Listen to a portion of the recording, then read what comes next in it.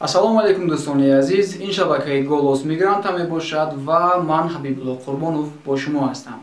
Дӯстони азиз, имрӯз дар якчанд масъалаҳои муҳим ки ба муҳоҷирон алоқаманд аст ҳамсӯҳбат мешавем. Дӯстони азиз, пеш аз ҳама ба шумо хотиррасон кардаем ки дар навори гузашта мо аксияи фурӯши доруҳои гиёҳиро ки аз Миср оварда мешавад ба шумо эълон карда будем. Ин аксия рӯзҳои ба шумораш мондааст. Бисёриҳо муроҷиат карданд ва ҳатто харидорӣ ҳам карданд ва ба ман ҳам занг задаву дар Вайбер нависта миннатдорӣ карданд, ба ман ташаккур гуфтанд ки ба онҳо ин аксияро ман хабардор кардам ва ба онҳое ки нафаҳмида буданд хабардор кардаем ки аксияи фурӯши доруҳои гиёҳии мисрӣ рафта истодааст.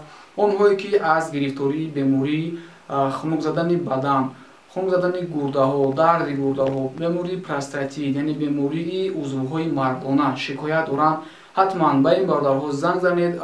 Доруе ки аз равғани хелба аст, аз растанӣ тайёр шудааст, барои ҳамин дардҳои шумо аст, яъне барои хунук задани умумии бадан. Ҳамчунин шумо тавсия медиҳам доруи дигареро ки аз растании санои маккӣ, яъне растание ки дар Макка мерӯяд, тайёр шудааст ва ин растанӣ барои резонидани кирму паразитҳои рӯдаю меъдаи инсон метавонад ки кирмҳо, паразитҳои ҳамин инсонро бирезонад. Ба ин дору сенол ном дорад. Ин дору ҳатто метавонанд хурдсолон, яъне аз 2 сола боло истифода бубарад.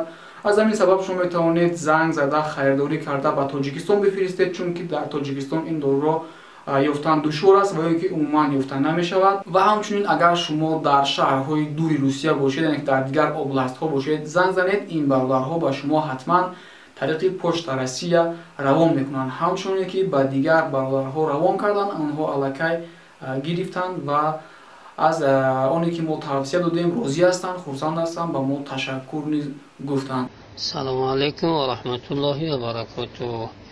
мо бародароина дар шаҳри Калугаем, Москва.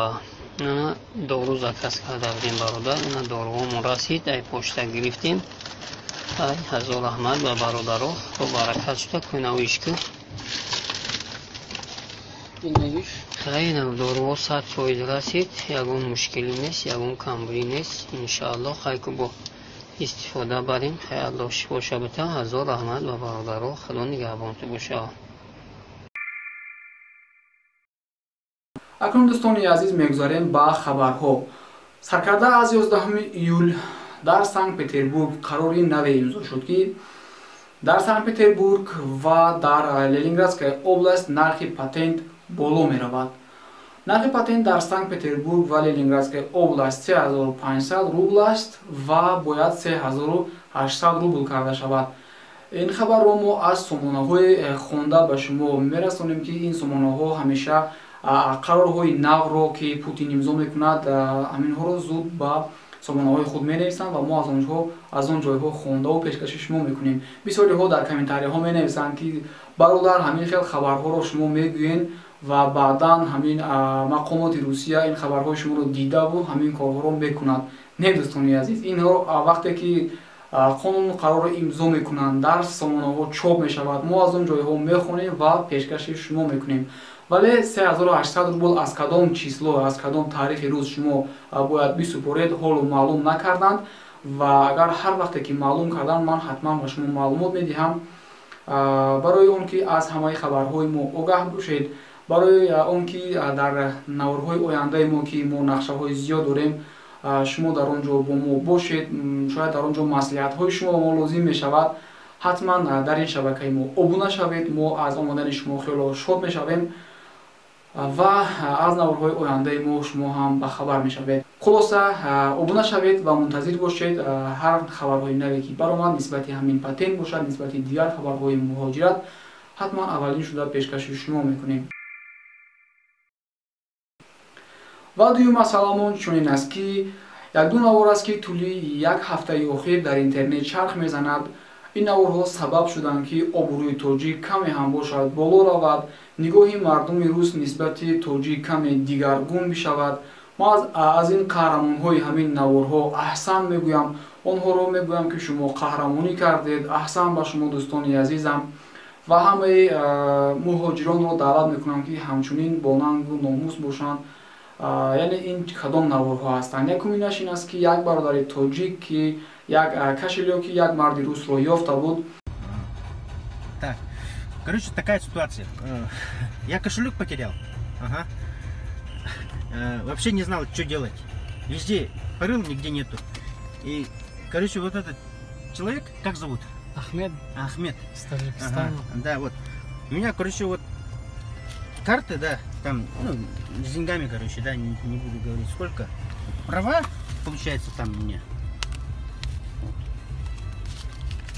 Права, да, еще мои. Ага. И внутри получается, внутри получается 100 тысяч. Пятитысячными, да, тут, 1000 там, да, 5000. Ни копейки не взял. Ага. Ахмед, какой национальности? Таджик. Таджик. хуб дӯстони азиз, акнун он наворе ки се писари тоҷик ки онҳо муҳоҷир ҳастанд ва дар лаби баҳр ки ҳангоме ки диданд ки як зани русро ҳангоми наберааш об мебарад, дар ҳамин ҳангом худи бошандагони ҳамон ҷо, яъне ҳамватанҳои ҳамин рус, худи русҳо ба ҷои он ки ба ёрдам бидаванд, телефонҳои худро бароварда ба навор мегирифтанд ва ягона нафароне ки дилу гурда пайдо карда ба он об ки ҷараёни об тез буд, ба об париданд ва ҳамин зани русро ҳамроҳи наберааш наҷот доданд. ин ҳам яке аз қаҳрамониҳои тоҷик аст. Подними. Я вот только что купаюсь, они же говорили, как они не боятся. Комрон! Халяша Бернбург! Толкай его, да. Блин, а. Да, я снимаю.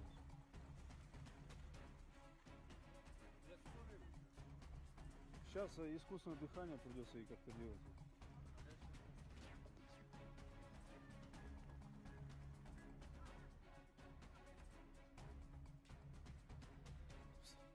Встряхни ее! ин қаҳрамониҳо як то дуто нестанд, инҳо хело зиёд ҳастанд. Инҳо қаҳрамониҳои Фарзон ки бо бародараш дар Кемера ва ҳангоми сӯхтор ки аз дуди ғализи ҳамин сӯхтор як чанд нафаронро аз марг наҷот доданд. ҳамчунин қаҳрамониҳои як таксисти тоҷик ки пули ҷамъкардаи як маркази бепарасторонро ёфта буд, соҳибашро пайдо карда ба ӯ расонид ва ҳамчунин як маршруткачии тоҷик ки пулҳои як пенсионеркаро ёфта бурда дод ва ҳамчунин боз як грузчики тоҷик дар яке аз торгови центрҳои калон ки ин ҳам пулҳои як пенсионерро ки маблағҳои зиёд буданд ёфта ба соҳибонашон баргардонданд.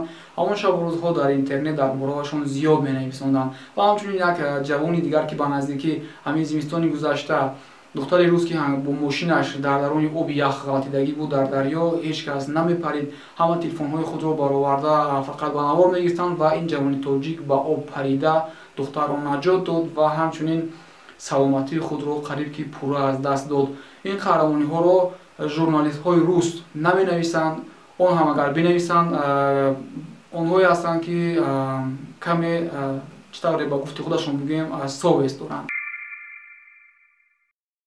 акнун суҳбат мекунем дар масъалаи оне ки боз қаҳрамонҳое дорем ки дар баробари ин қаҳрамонҳое ки обрӯи тоҷикро баланд мебардоранд, боз қаҳрамонҳое дорем ки обрӯи тоҷикро паст мезананд ва ҳамаи онҳо рости гап гунаҳгор нестанд. дар ин ҷо як дасти журналистои сиёҳи русия аст ки як хабари ман ҳамин қалъакро 3 китоб карда дар саҳифаҳояшон чоп мекунанд ва обрӯи тоҷикро паст мезананд.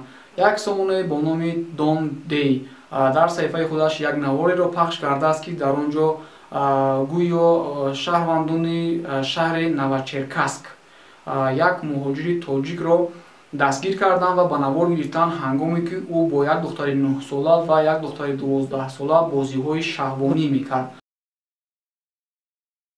Как ты попал в Россию? На переработку. С Афганистана? Афганистана, Польши. Откуда русский? Русский язык откуда? Несколько раз слышал. Не ври. В Ты в Москву. Таджикистане живешь, уродец. В Москву. Ты в Таджикистане живешь. Нет.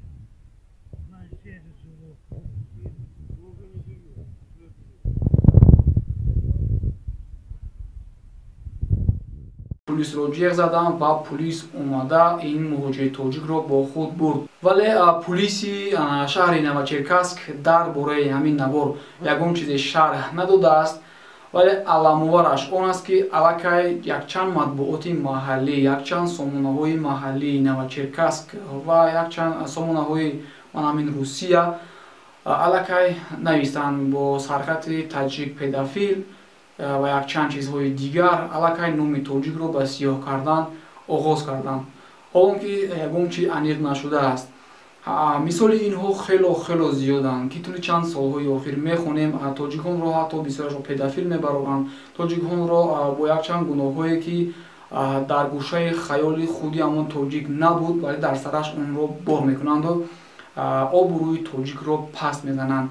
اینها همون ژورنالیست‌هایی هستند که به قول روسی میگوییم خیپانوت میکنند و در صحیفه خودشان شماره خوانندگان را زیاد میکنند و میخواهند که از همین چیزها استفاده برده، یعنی که موضوعهای خیپ است همین را استفاده میبرند و آبروی مجله خود را بلند میکنند، شماره خوانندگان خود را زیاد میکنند با طرز روسیاهی. خب مقصد اساسی اینجا من همین است که دوستان عزیز هر وقتی شما درباره یگان کارهای بدی تاجیکان در یگان جایها میخونید با دقت باشید 98-99%